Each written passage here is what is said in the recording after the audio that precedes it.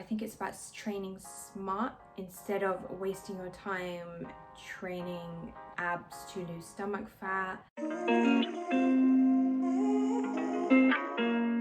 Welcome back to my YouTube channel. My name is Rashma and I'm going to be doing a little fitness Q&A for you all. I did get a lot of questions from everyone when I asked on my Instagram, and I have picked out the best ones. A lot of them were repeats of the same kind of questions, but I feel like it would be too much of a long video if I answered all of them. So I might do another Q&A possibly on my Instagram or something like that. We will see. And I've got them all on my MacBook here because I'm filming on my phone. I'm gonna just see how many I can answer. I've briefly had a look at all of these, but I haven't pre-answered any of them, so I'm just gonna be saying them as it is. First question is favorite body part to work out and favorite exercise. So my favorite body part to work out is, you've probably guessed it, my glutes. Yes, that's always been a priority. It's where I've seen the most progress. My favorite exercise for my glutes would be hip thrusts. I absolutely love hip thrusts. It's my strongest lift, and I just feel like a bad bee doing them. As well as hip thrusts, I did used to love deadlifts a lot. They were another one of my really strong lifts. And what other exercises do I like? Squats are okay. I prefer sumo deadlifts, sumo squats, things like that. Second question, is there any way to lose weight in a specific area? If you mean fat loss in a specific area, then no, you can't target where you want fat to come out from. So one of my favorite kind of metaphors is, if you put like a stick of butter in the microwave, it will melt from wherever it wants to melt. So it's like if you put yourself into an exercise situation, you're going to lose fat from wherever your body wants to lose fat from. Doing crunches and doing loads of arm exercises to lose arm fat, or doing crunches to lose belly fat, will not necessarily work. And what works is being in a calorie deficit. So you should be burning more calories through exercise or consuming less through food. I think it's about training smart instead of wasting your time training abs to lose stomach fat. You just train smart. Number 3, how did you find the drive to stay motivated and consistent? How did you stay motivated and consistent when you started your journey? And motivation, don't you feel lazy and tired sometimes? I've tied all these into one because I got a lot of questions on motivation. So how do I find the drive to stay motivated? I guess it just becomes a habit over time. It's literally changing little habits. So it's like brushing your teeth. You do it every day and you wouldn't miss it. You know, I don't put exercise into my to-do lists anymore. It's just a part of me. I think you do tend to increase motivation when you start seeing results. I think a lot of people that ask questions about lack of motivation are those that haven't been consistent and maybe haven't seen the changes and the results just yet. I guess I was never result and goal orientated, so I didn't keep checking things. I didn't keep checking my weight, my bum's grown, or if I've lost fat. I just developed a habit from early on and literally stuck to it every day. I think naturally I'm just quite good at habits. I'm quite good at things like revising and, you know, being organized and doing a to-do list and saying I'm going to do something and doing it. You've just got to train yourself. You've literally got to go to the gym, you know, not every day, but consistently, and just keep going. I think I was doing it more for the fun elements of it, just because it was quite fun for me. Do I feel lazy or tired sometimes? Yes, all the time. The thing with me is, if I do feel tired or lazy, I know I'm having an off day because I know I like going to the gym, I know I enjoy it, and I know that I do push myself and I go. So when I am feeling lazy and tired, I just won't go because it's not often I feel like that. So I'll just have an off day. Sometimes I think it's my body that I need to listen to. My body's crying out for a bit of rest. I don't think I overtrain, but I do think, you know, some days I do go to the gym like 6 days a week, and it may be a bit too much, especially if I've done a lot in that week as well. So I just listen to my body and don't go. But of course, if I'm feeling tired and lazy and it's been like day 5, day 6 already, I'm obviously losing a little bit of motivation. But that's what happens. The more days I spend not exercising or eating healthy, it just becomes worse. So I try and not have long periods of not doing anything, because it's worse going back into it and you're just starting and stopping. Next question, tips for bulking. I have never done a cut before, but I have bulked last year. There's a lot to it, although it's not that complicated, but the best tips I would give is make sure you work out how many calories you need to be in a bulk. You can't just say you're on a bulk and then wake up one day and start eating loads, because chances are you're not measuring accurately. You don't know how much you need to be in a surplus. So there's a lot of online calculators that can help calculate your BMR and your TDEE. That's what you need to work out. If you just type in calorie calculator, a lot of those calorie calculators will also have how many you need to be in a bulk. You need to be progressively overloading your weights. So you want to be in the gym and you want to be gradually increasing your weight. Because you are eating in a surplus, I experienced this, but most likely you will be able to lift a lot more, are eating a lot more, you are fueling yourself with calories. So it's kind of a win-win situation. The more you eat on your little bulking journey, the more you'll be able to lift. So you are building strength, you can increase in increments. You know, you should never be doing this same kind of weight for weeks and weeks and weeks when you're in a bulk. I think that's so important. And then my third tip for bulking would be just have fun with it. I know a lot of females fear being in a bulk and eating a lot. You know, that's what you need to build muscle and build a booty. So you do need to just let go, enjoy it. Make sure you're eating good, nutritious, healthy foods. You will be a changed woman or man. So how long did it take you to get to where you are today with your body or health? When did you start seeing muscle growth? Well, if you watched my previous video, it is my fitness journey video. Maybe it took me 9 years to get here, but I explain it all in the video. Go check it out. I was just trialing and erroring my whole fitness journey, just seeing what worked for me. I wasn't on a strict goal, wasn't on a strict diet. If I woke up one day and I was like, yeah, I'm going to change my life, I'm going to make myself a plan, I know exactly what to do, I know what to eat, I know how I want to change my muscles, then it could have taken me like a year or 2 years. But I taught myself everything. I made mistakes, I did things I didn't like, I built up my confidence, I was really shy. When did you start seeing muscle growth? Again, I'm not too sure. My whole fitness journey has just been so like just random. 4 or 5 years ago, I was really happy with my body, I was happy with my bum. And then 3 years ago, I was happy with my body, I was happy with my bum. 2 years ago, you know, I thought I had the best bum ever, I absolutely loved it. But here I am gaining more muscle and changing my body for the better. So it just keeps getting better and I keep getting better, and I've never been sad or disappointed any like present timestamp. So I've always just enjoyed the present me. I enjoy what I look like now, I enjoyed what I looked like last year, before my bulk, after my bulk, losing fat, not losing fat. I just enjoy it. I enjoy it all. How to avoid binge eating. Snacking, although can lead to binge eating, healthy snacking does help bridge that binge eating. Usually you're binge eating because your body's screaming out for calories, right? So if you are regularly eating healthy meals every, I don't know, 2 to 4 hours, depending on your goals, and having healthy snacky meals in between, it will stop you from binge eating, really. I know when I'm really hungry, and when I'm home, if I, you know, go into the cupboard and there's biscuit in there, I would want a few because my body's screaming out for those calories because I haven't been having any.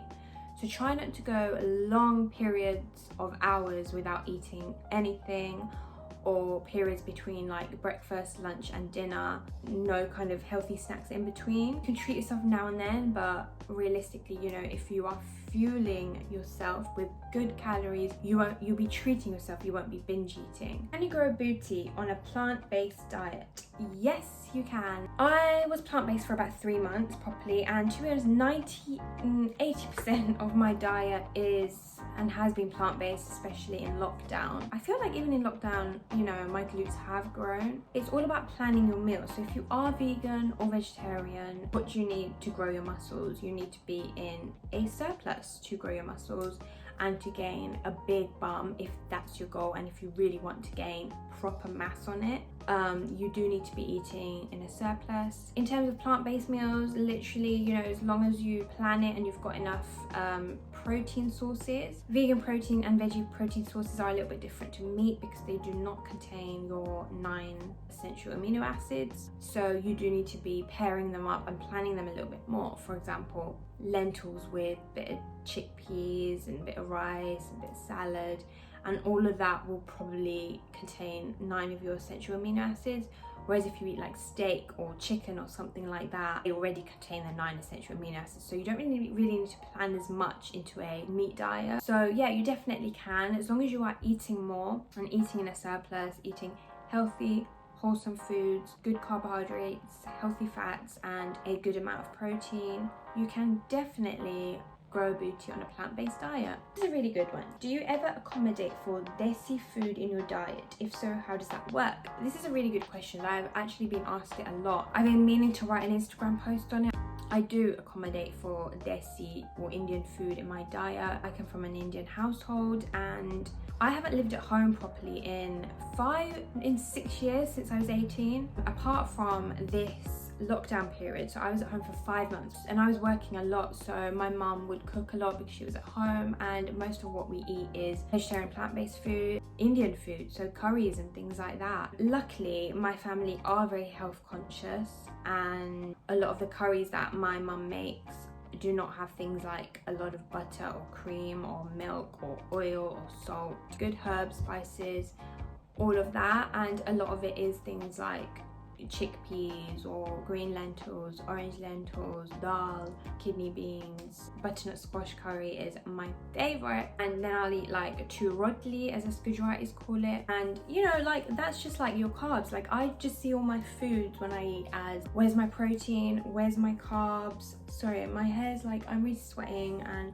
my hair's doing a crazy thing because I've got no fan on, but let's just ignore that. Okay. What type of diet are you on? I'm not on any diet. I've never been on a diet. If you mean a diet in terms of restricting calories, I've never actually consciously done a cut or restricted calories. I'm not on any particular special diet as in the kind of things I eat. I do call myself a part-time vegetarian vegan. I don't like to put labels on it, but you know, some days, like days and weeks will go past, especially in lockdown, where I'm very plant-based. The odd day if I'm out, if I'm at a restaurant or with some friends, I like to be too fussy. If there's meat on it and I fancy some meat, then I'll have some chicken.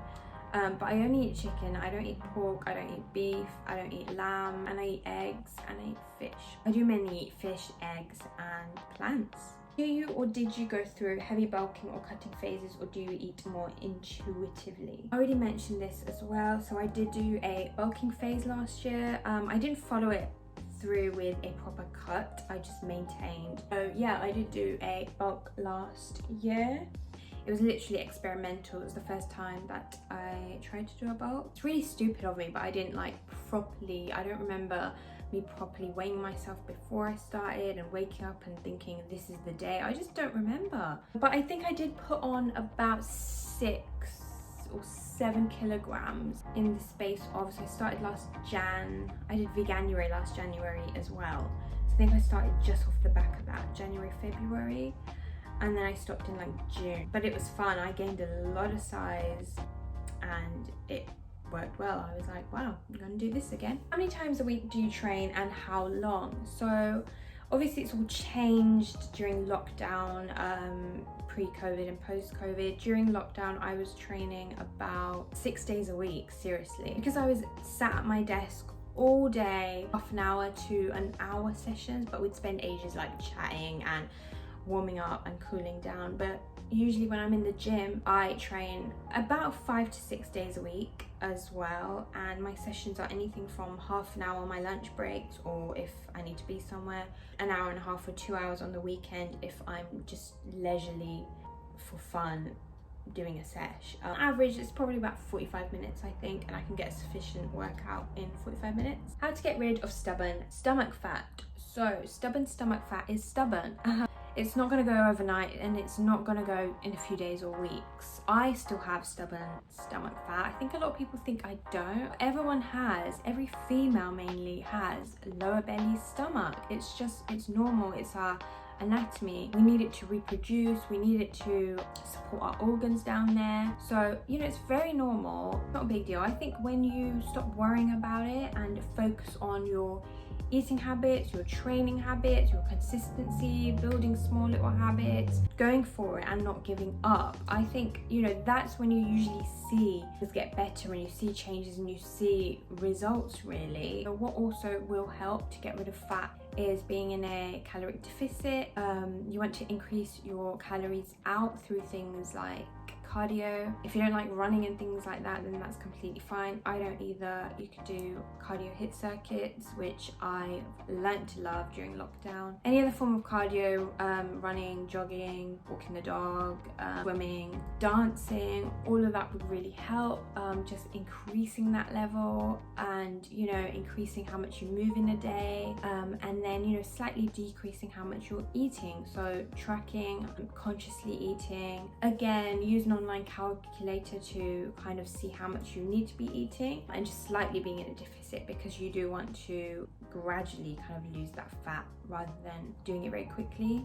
Is it possible to gain a booty without doing weights? If you mean weights as in like dumbbells, kettlebells, things like that, you can work out your booty at home. If you're a new beginner to exercise, or any booty glute exercises, then you can start just using your body, because chances are your strength might be lacking a little bit. So you could be doing body weight squats, body weight lunges, body weight hip thrusts, body weight glute bridges, all of those things. And then slowly you can incorporate things like resistant bands. So you can usually buy them in sets, use them in your workout. I did for years and years, and all I was using during lockdown is resistant bands. And I kid you not, I'm even confused by this, but I feel like my glutes have increased during this phase. You know, I've got some clothes that just don't really fit that area anymore. I don't know, it's very strange, but you know, I don't really do really simple resistant band training. I do supersets and really push myself. But you can definitely start growing and start seeing results with resistant bands, and then wouldn't recommend being on resistant bands for the rest of your life if you really want, and you know, and trying to make your booty and expecting your glutes to grow. I think at some point you will need to invest in some weights, investing in some dumbbells or kettlebells or barbells. Starting off small with a few kilograms and then building your way up will really help. You can get them at home, or if you can go to the gym, even better. You've got so many things there. You know, you've got machines there where you can alter the weight all the time. You've got dumbbells, kettlebells, plates, barbells. Should I lose belly fat and then gain size? This really depends on your goals, I guess. It's always recommended to gain size first, gain muscle, and then cut and try and lose that fat, so, you know, you see the muscle after and it reveals the muscle. Females do find it quite hard to accept that they have to, you know, if they want to grow muscles, and you know, whether that's your leg muscles, your bum muscles, you do need to eat, and you do need to be in a surplus. You know, you can, if you want, you can focus on being in a calorie deficit and focus on losing that fat, but you know, I wouldn't just stick to cardio. Along with cardio, definitely 110%, you should be doing weight training. If you're trying to bulk, you should be doing weight training. Whether you're trying to lose fat, you should be weight training. Very important. You know, just relying on the treadmill is not really going to be the most sustainable and long-term method, so you definitely want to be throwing in a few more cardio days, as well as continuing and maintaining your weight training days as well. Sorry, I just changed my hairstyle slightly because I'm getting really hot. So I'm trying to gain weight on my lower body, legs and glute, and get a flat stomach. How can I do this? This is 99% of the time, this is the question I get. How do I get a flat stomach? How do I gain my glutes? How do I gain my legs? I guess you've got to kind of evaluate what your main goal is here. If you're really focused on losing that fat, that stomach fat, or wherever you need to lose the fat, then I would suggest going in a calorie deficit, a very slight calorie deficit. only maybe like 10%, maybe less, just so you're not in too much of a low calorie consumption level. I would suggest incorporating cardio days a few times a week. Of course, it depends on your agenda, how many days you can give to training. You know, some people have a lot of jobs and they can't train 5 times a week. You know, incorporating cardio days into your workouts after your weight training will really help. You know, you can do them as separate sessions altogether. If you do want to grow your legs and your glutes as well, as I mentioned, always do your weight training like nothing has changed. Carry on doing that. If you are really focused on making your goal, gaining your glutes and gaining your legs, then I would suggest going in a surplus, maybe a very slight surplus, just to enhance that kind of muscle retention, muscle growth, weight training, you know, doing exercises, prioritizing and doing exercises for your lower body. Don't neglect other parts, don't neglect your upper body at all, but you know, incorporating things like squats, lunges, deadlifts, hip thrusts, glute bridges, those are really important. You can also do accessory work as well, which is really good. Some of my favorite accessories are like cable kickbacks on the cables, rope pull throughs on the cables, cable deadlifts, cable squats, things like that, and using the machines like abductor machines as well. Even doing kind of back exercises for me helps my lower back, also enhances my lower back slash kind of upper glutes, and it just creates an overall really good shape. So that's really important as well. Do you intermittently fast? Thoughts on it? I think I did try it for literally like 2 weeks, and then I just got too hungry, so I just didn't do it. I didn't do it long enough to kind of see any changes or anything. I just wanted to give my gut and digestive system a little bit of a break, just because I'm eating all the time. But you know, if you want to intermittently fast, definitely do it and see how you feel. Everyone experiences different things. Let me know if you have and your thoughts on it. The online calculators for TDEE and BMR accurate? This is an interesting one. I don't think anything's 100% accurate. I don't think things like Fitbits and a lot of trackers are 100% accurate, but you just won't know really, and it's just an indication.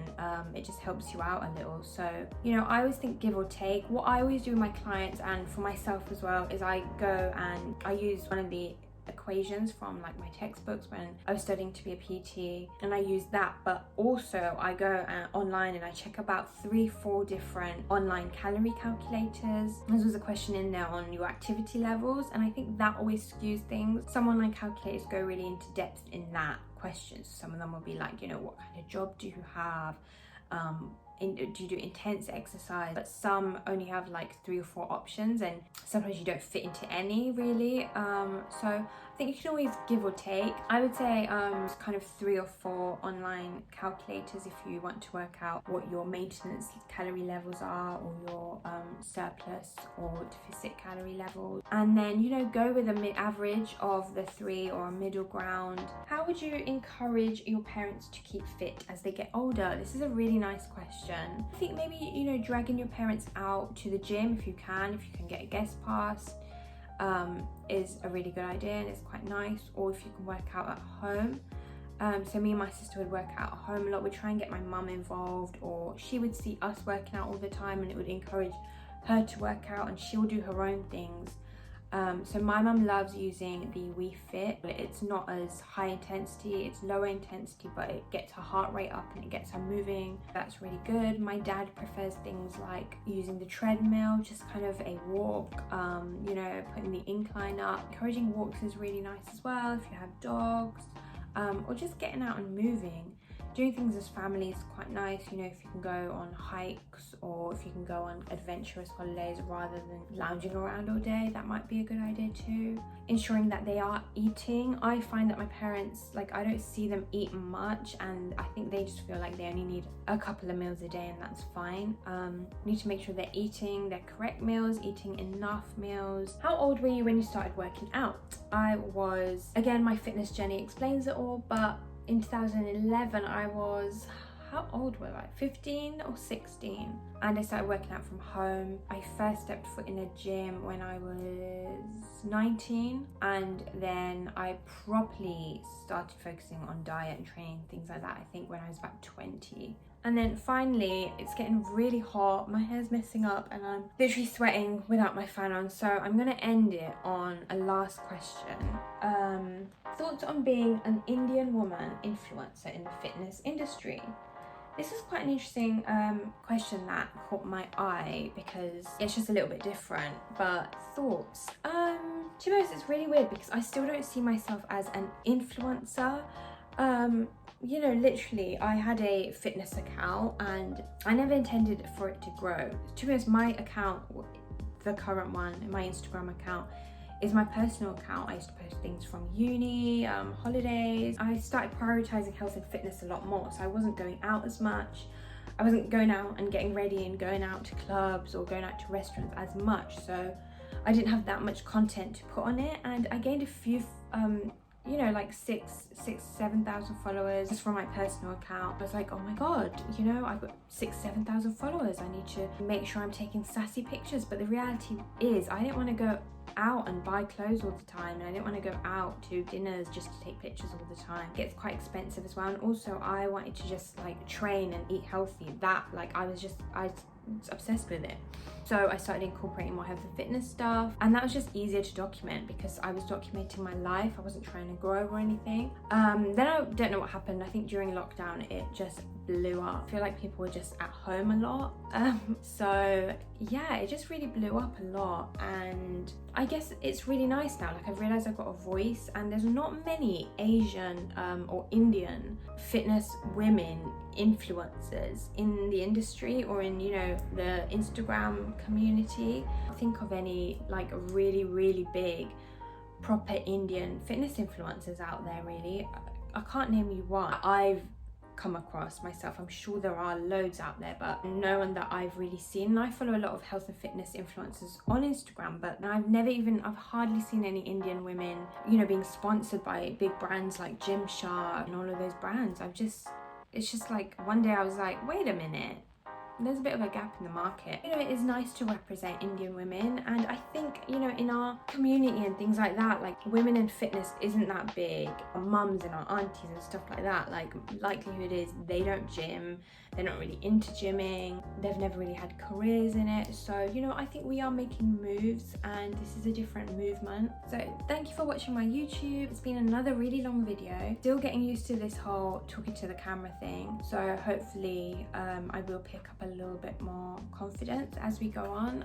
Hopefully I answered most questions, and hopefully it was useful. Any other questions that I haven't answered, I've still got a long list on my Mac of all sorts of questions. I might do like an IGTV Q&A video or something along those lines. I'll highlight the ones that I haven't answered and see if I can get back, because they are really good questions and I do really want to help. I have mentioned my previous video, so please go and watch my fitness journey. A lot of questions I got are to do with my past and, you know, all the things I was doing back then, so that'd be really useful. Don't forget to subscribe to this channel and comment, and please share if you can, and please, you know, watch it. I appreciate it a lot, and in return I do try and get out a lot of content on here weekly. Follow me on Instagram as well, which is where the party is at. So on there I'm putting a few more videos out now that I'm back in the gym of all my gym workout, other really great content. So thank you very much.